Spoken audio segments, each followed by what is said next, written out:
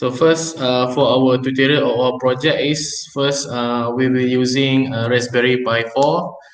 Raspberry Pi 4 is the latest product in the popular Raspberry Pi range of computers. It offers groundbreaking increases in processor speed, multimedia performance, memory, and connectivity compared to the prior generation, Raspberry Pi 3 Model B+, while retaining backwards compatibility and similar power consumption. So we'll be using for this tutorial, we'll be using Raspberry Pi 4.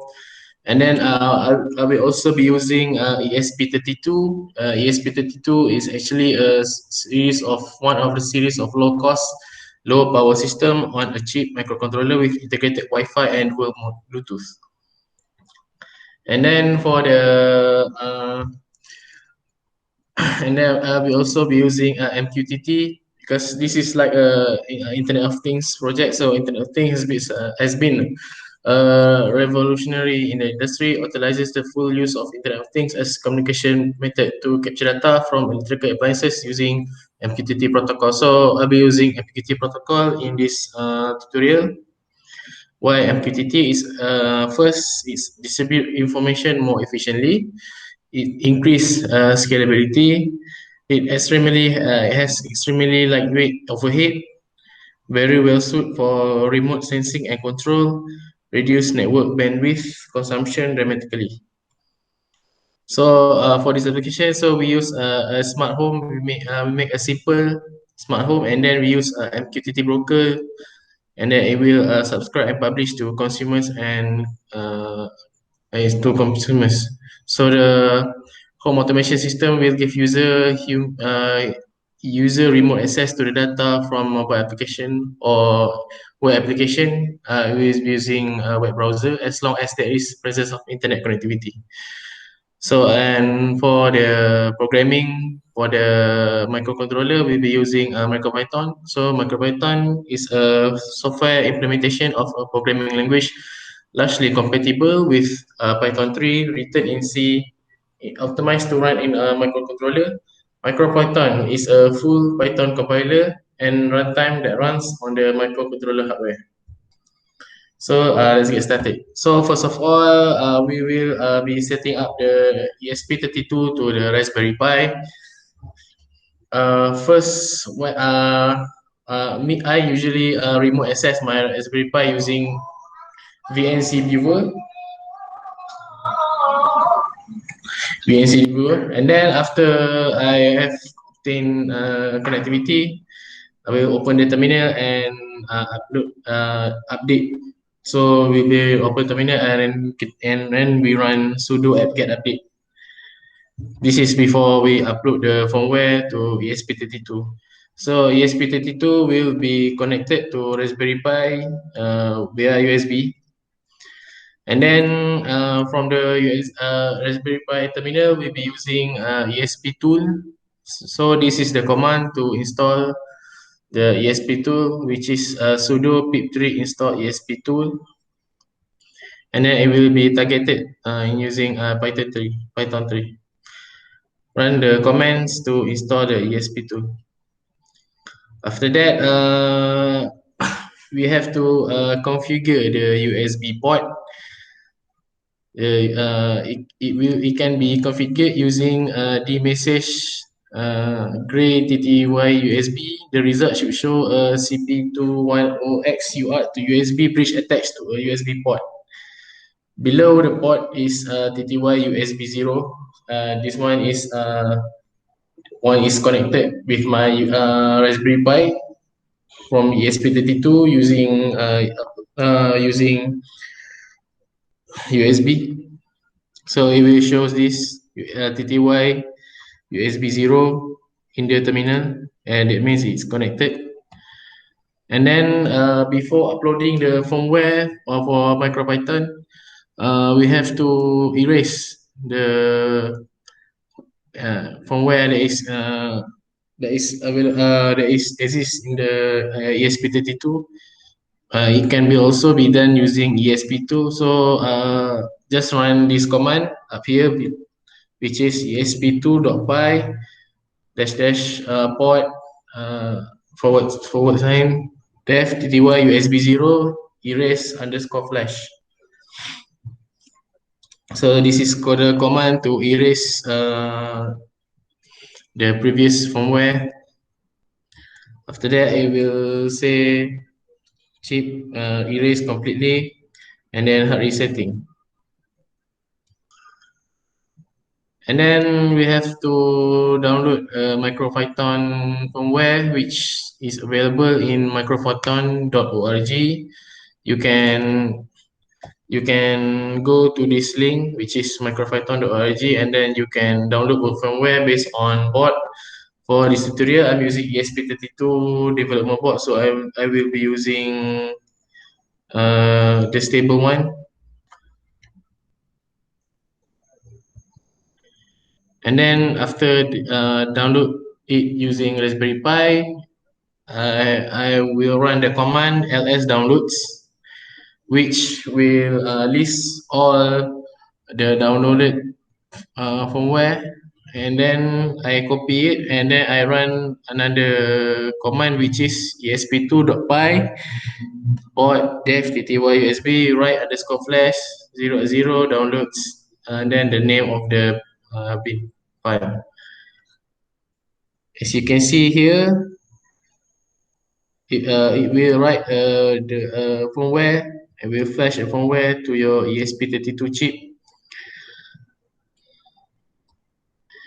And then after that, for this, I want to use Reaper terminal and also perform file management. So our favorite is actually R shell, and it can be installed using pip. So to code the microcontroller, we'll be using R shell.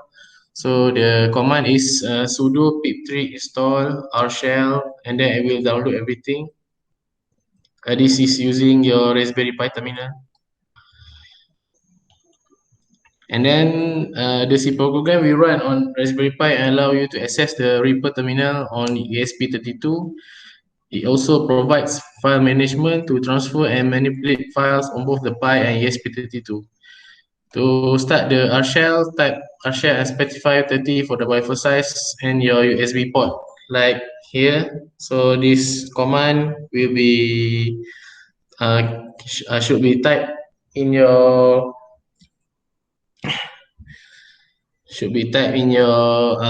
Raspberry Pi terminal. So R shell dash dash buffer size 30 dash p def tty USB 0. And after that, it will open R shell terminal, which has home / pi. And if you type boards, and it will list out all the boards that has been registered in Raspberry Pi, or that has been connected to your Raspberry Pi. So to connect to Ripple, type in Ripple to open the MicroPython programming environment. The terminal will now accept Python code. So you can try it by a simple hello world. So after you type in Ripple, and then it will configure to Python, and then you can type in print hello world, and it will say hello world in the terminal. So to test MicroPython code, so now we try a simple project using RGB light. You can use for this demonstration, we'll use a NeoPixel as an RGB light with a built-in chip to control the color and brightness. So RGB light can be output. It can output a lot of different colors. So they are often sold in strips with multiple LEDs, but for this demo, a single 8mm LED is used. This single 8mm LED can also be a daisy chain using a single data line. So this is the connection. This should be you can make a wiring using the NeoPixel RGB light with ESP32. So it's actually very easy to connect the NeoPixel to the ESP32. So a 5-volt pin provides power. One N4004 diode is used to drop the voltage from 5 volt to 4.3 volt. which allow the NeoPixel to read the ESP32's 3.3 volt output. The ESP32 3.3 data needs to be at least 70% of the NeoPixel supply voltage. At 5 volt, it's outside this range at 66%, but at 4.3 volt, it's good to go at 76%. So it's recommended to use the 1N4004 diode to make sure the voltage drop to 4.3. A ground from the ESP32 is connected to the ground on the NeoPixel. And for this demonstration or for this diagram, we'll be using GPIO 13 to the which is at ESP32. Please note that a single NeoPixel can use up to 60 milliamps at full brightness. Therefore, if you want to run a strip of LEDs, please use an external power source to avoid damaging the board, and it will be preferable to use a level shifter on the data lines instead of the diode approach. So to test the MicroPython to control the NeoPixel, here's a sample code, a simple code for that can be used in MicroPython. So the pin library is very similar to the Raspberry Pi GPIO library. So if you are familiar with Raspberry Pi, you should be familiar with ESP32. It lets you reference and control the ESP32 GPIO pins, and the NeoPixel library drives NeoPixel LED and strips. For example, here I have the Python code which runs using MicroPython. Sorry. So the pin. So since MicroPython is a subset of Python, it doesn't have all the standards library. For example, an easy way to cycle RGB light LED colors is to vary the hue between 0 and 1. This can be done with the HSV to RGB methods, which is part of the Python colorSys library. It's not included with MicroPython, but I can just add the function I need to the code. HSV is a common cylindrical coordinate representation of points in an RGB color model.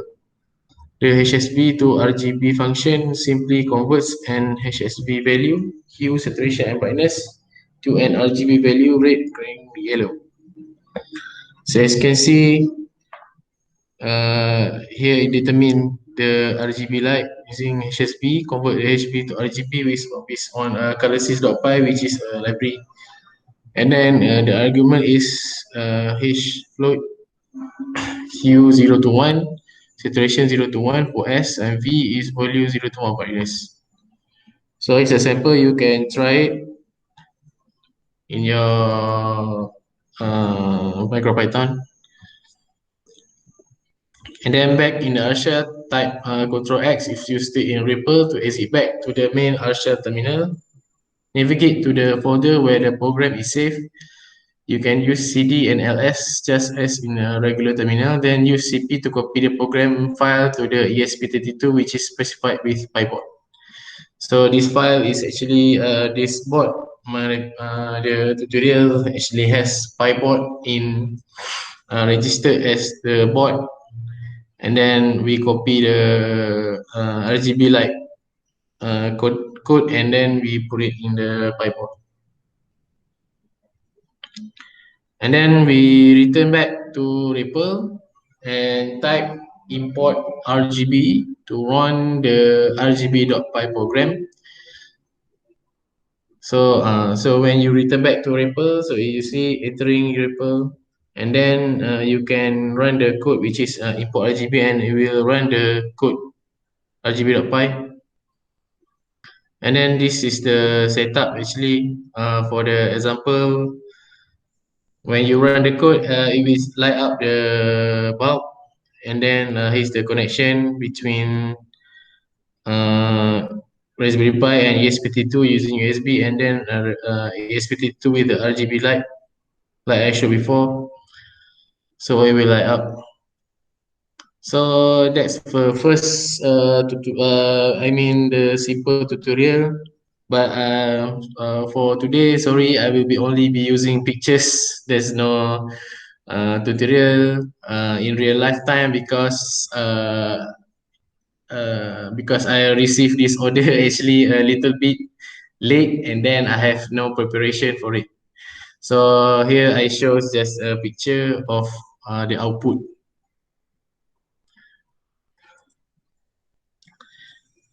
So that's the first part of the tutorial.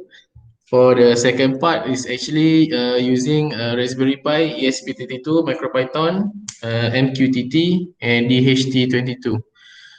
So this tutorial, this second part of the tutorial actually demonstrate how to connect DHT22 temperature and humidity sensors to an ESP32 running in MicroPython.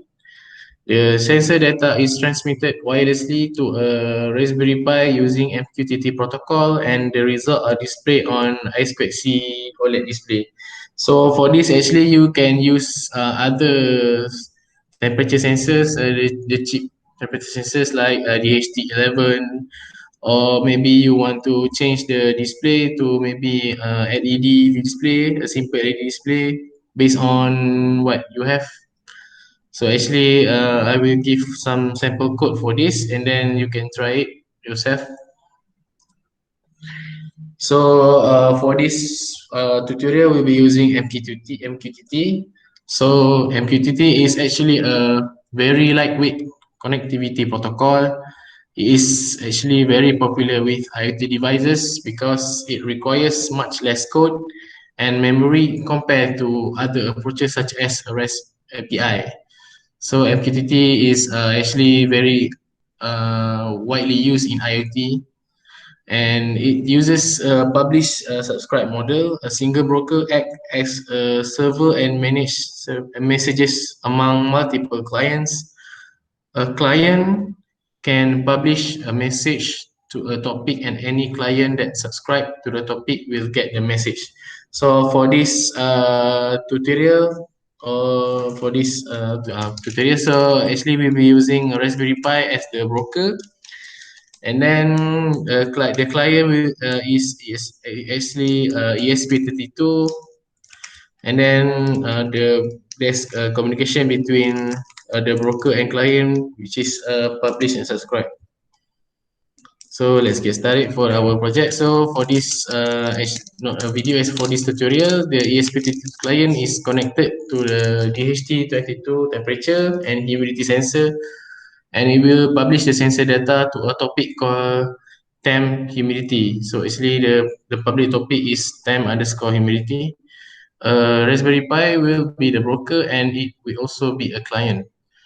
So Python MQTT client running on the Pi will subscribe to the temperature underscore humidity topic and show the results on an OLED display. So this is the same simple diagram that shows what we are trying to achieve in this tutorial. So the topics are actually organized in a hierarchical order using slashes like the file system on a computer. They are then referred to topic trees, and it is possible to reference them with wildcards plus for single and for hash for multi-level. For example, you can have the topics called Census Temperature Ethic and Census Temperature Workshop. You can subscribe to both by using census temperature hash. For this example, there will be just one topic, which is only temperature and humidity. So for the MQTT broker, we'll be using Mosquito. So Mosquito is an open source message broker that implements the MQTT protocol. It can be installed on Raspberry Pi using apt-get install. So to install Mosquito, this is the command that you need to key in at your Raspberry Pi, which is sudo apt-get install Mosquito, and we have also have to install Mosquito slash client. And then after setting up the MQTT clients, and then we have to set up the MQTT client. So for this, we need a MicroPython MQTT client for the ESP32. A good one is just a simple, we say umqtt.simple, which is available for the MicroPython library repository. After downloading the simple.py file, copy it and into a folder called umqtt on the ESP32 using R shell. So this is the command that you need to run using R shell. So first we make a new directory which is pybot umqtt, and then we copy a simple.py to the pybot mqtt. So for the connection between the sensors and the ESP32, so we'll be using DHT22. So DHT22 temperature humidity sensors is actually very easy to connect to ESP32. So for the example, I show pin 1 VCC on the DHT32 is connected to 3.3V pin on the ESP32. Pin 2, the DHT32 data line is connected to GPIO 15.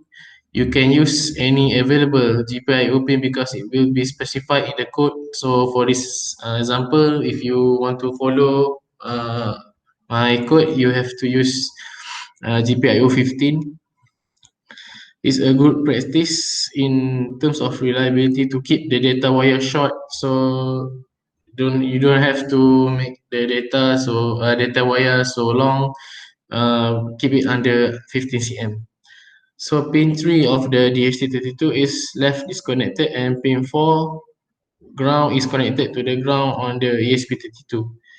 Normally, you will connect a pull-up resistor between the data line and the 3.3 volt line because it will increase the accuracy. It will it, and because of the pull-up resistor effect. But it's not necessary because the ESP32 GPIO pins have internal pull-ups that can be turned on from code. So you don't have to do it. I think Arduino you have to connect everything, the sensors to the resistor because of the pullback resistor effect. But ESP32 have uh, internal pull ups that can essentially can be activated using codes. And then next we have to configure the MQTT clients. Here is the sample of MQTT client code that will run on the ESP32. So it pulls the DHT22 and publishes the sensors to a topic called temp humidity. So this is the sample code that you can try using MicroPython. So it actually is import MQTT simple and then import MQTT client, and then is also import a DHT library, and then select the servers which is actually based on your Raspberry Pi. You can see your Raspberry Pi servers. Raspberry Pi server address. Change the to the IP address of your Pi. So you can see the IP address of your Pi using ifconfig commands using the using the terminal of your Raspberry Pi. And then this is the client ID, and then client is at the client sensors, which is connected to pin 15, and then it's actually activated the pull up effect internally using code. And then after that, you can save the Python code to a file called dht underscore publish.py, and then the file will be copied to the ESP32 directory using R shell. So this is the code that you have to first you have to save the code, which is you save it as dht underscore publish.py onto your pybot in the document, and then you copy it, and then by using Ripple we can start the MicroPython code. So before running the client publishing code, it's actually necessary to connect the ESP32 to a Wi-Fi network. So for this Wi-Fi network, actually for here you can connect it by type in your Wi-Fi name, your SSID, and then your Wi-Fi password. This is hard coded in your ESP32, and then after that you can import the DHT publish to run the client code.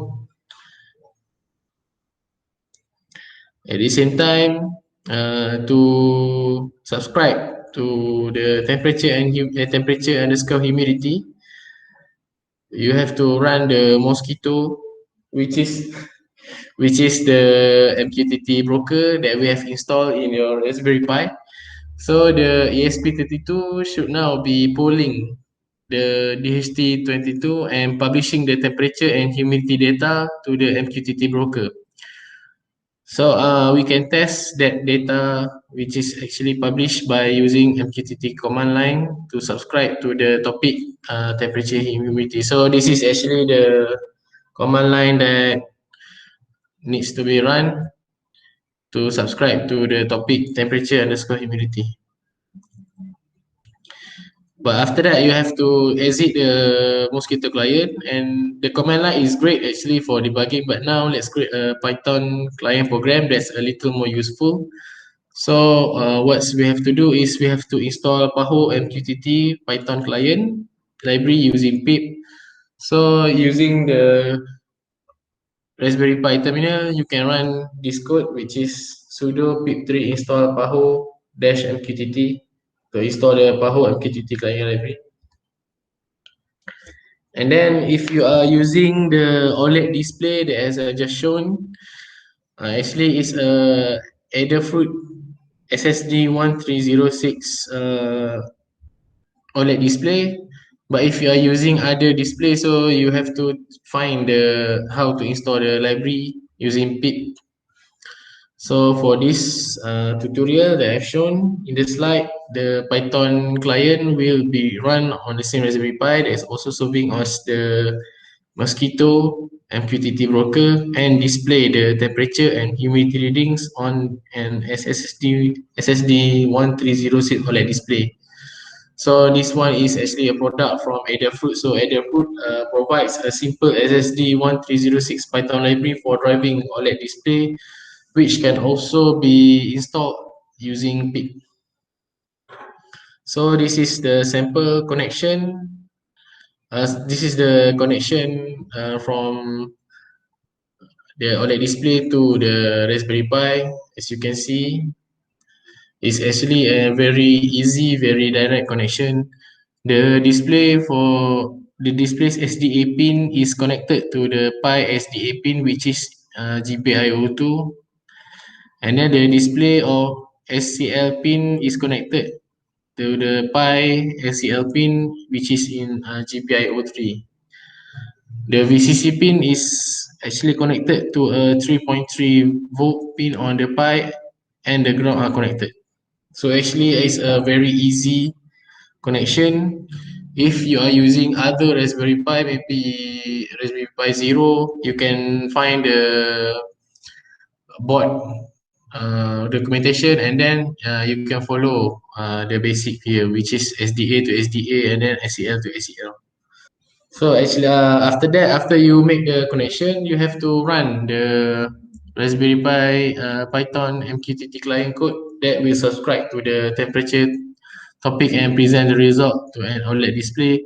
So this this code actually allows the OLED display to display the readings from the sensors. So as you can see, the code actually import paho.mqtt.client as mqtt, and then it's import adafruit underscore ssd 1306, and then it has first display the data, which this one is based on the OLED display,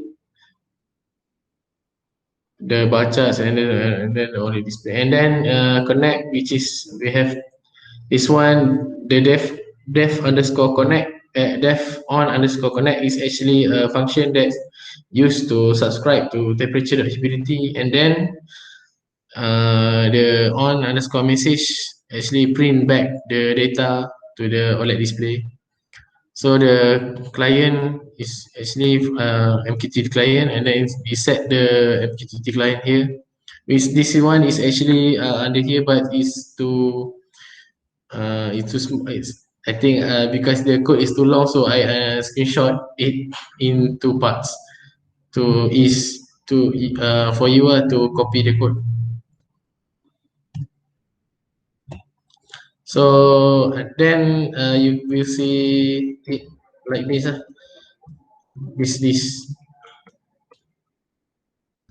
This will be your final result, which is will display the temperature and humidity in your OLED display.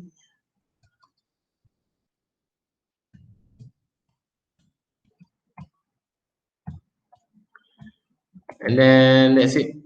That's just a simple step-by-step tutorial using MQTT, Python code, and an OLED display, Raspberry Pi, and ESP32 to display the temperature and humidity for the uh, using MQTT protocol. So the last one is actually using this one is we try to display the temperature reading, and this one is not this one is we allow this last tutorial is we allow the browser to control the RGB light using web browser, and then for this we'll be using a MicroPython web server which is called micro web serve. Is actually an open source MicroPython library created by a programmer named John Christoph.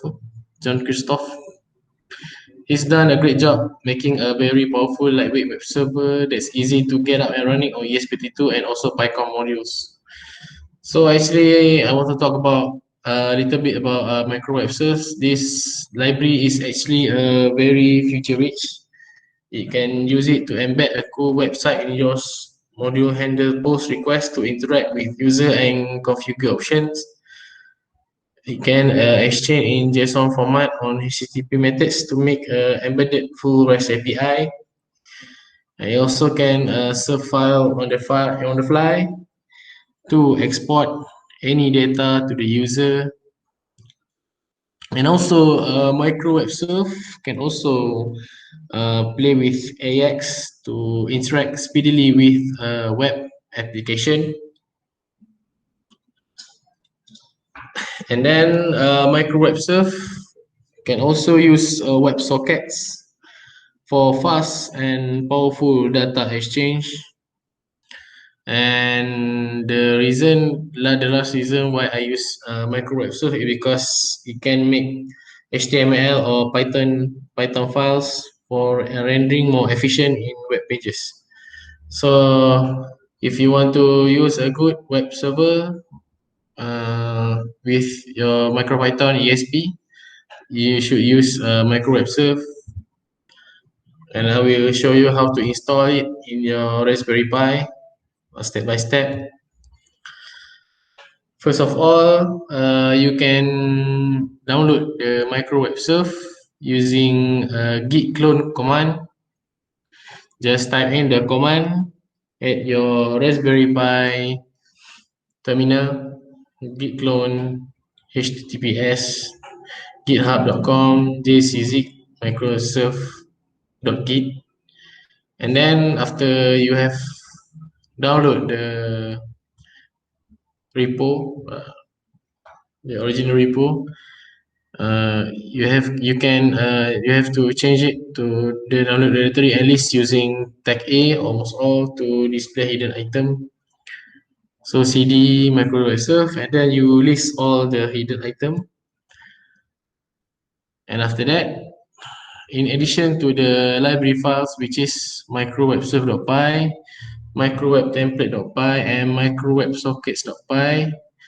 There is an example web server which is called a file, web server file called main.py, which is when you download it, you can see it main.py. So actually, what is main.py? So actually, main is a reserved file name in MicroPython that will automatically run at boot after the boot.py file. Since the ESP32 does not currently retaining Wi-Fi setting, I usually create a main.file to connect to my Wi-Fi access point and boot. It will look like something like this. So this is the command that I use run, which is import network station, and then you put in your Wi-Fi name and then your Wi-Fi password. And then after that, you could prepare the main.py example with the above code, or you can, the last code, or you can rename it as main.py example so it doesn't automatically run at startup. For example, you could rename it as start.py. So when you want to run the py, you have to main.py as start.py to run the Python file for the micro web server. You have to type in mv at your terminal and then type in main.py and start.py. So next, you have to configure the web server. Actually, the web server library was originally written for PyCon modules, which have a slightly different root path than the ESP32. Therefore, when on an ESP32, it is necessary to modify the web server example to specify the web path when the micro web server class is instantiated. So this is the command that you have to put in.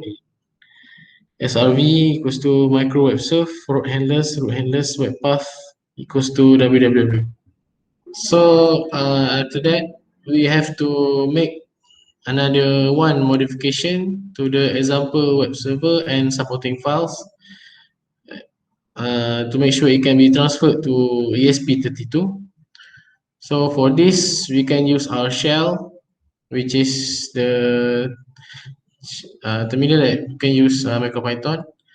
The R shell can be used to sync an entire folder and subfolders to the ESP32. So we have to list all, we have to put in all the codes that we have set for the web server, and then we have to put in to the ESP32 using R shell.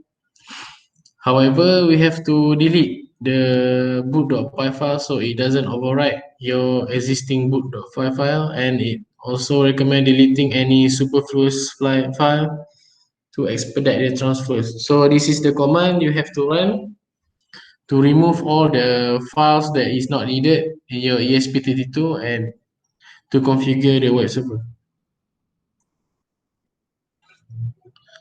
And then after that, you have to run R shell and then sync the R shell board using the command rsync.pybot. So make sure that you are in the micro web serve folder and then issue the rsync command, because the micro web serve folder have all the important components to make sure that it can be served. It can you use micro web serve in your ESP32. So this is the command, and then the above command starts R shell and connect to the ESP32 on TTY USB 0. Tag A enables ASCII encode binary file transfers, which I currently find to be more reliable right now.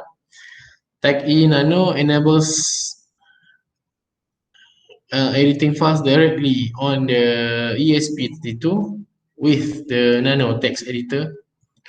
So rsync copies all files in the current directory to the root directory of the ESP32. And then once the sync is complete, enter the REPL and import start.py to start the web serve.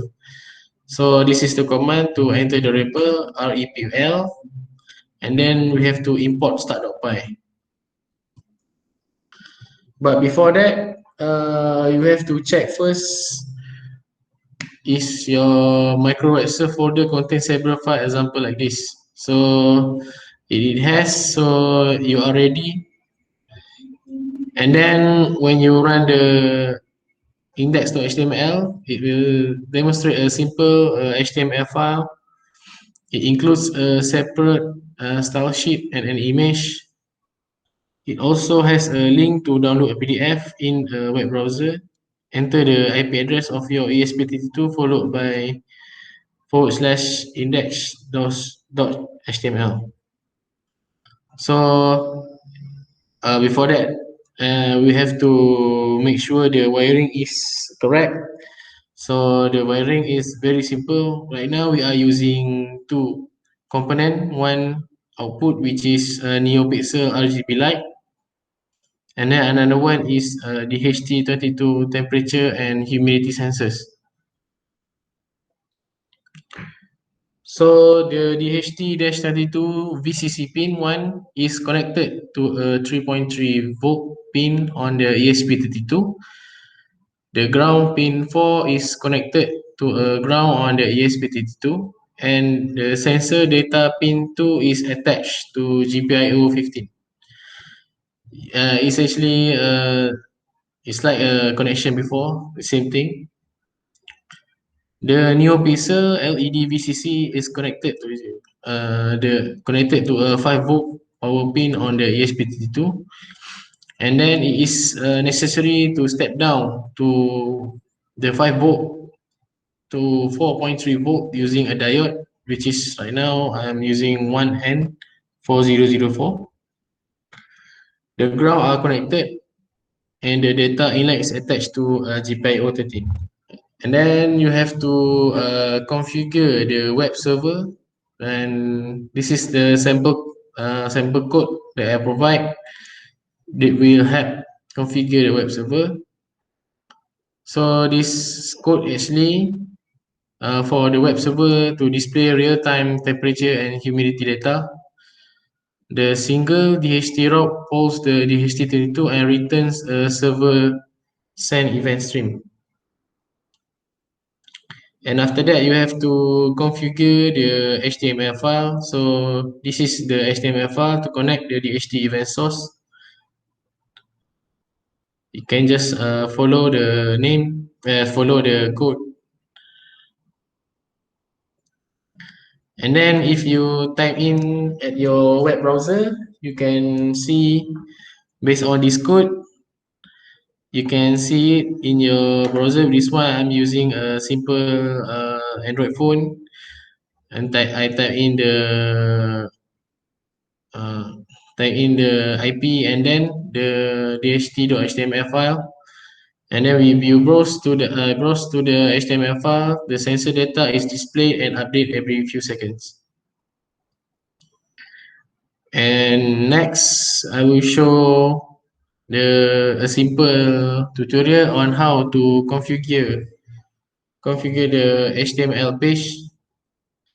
This one is actually using another MicroPython web server, uh, and it will provide a single LED route to handle JSON posts.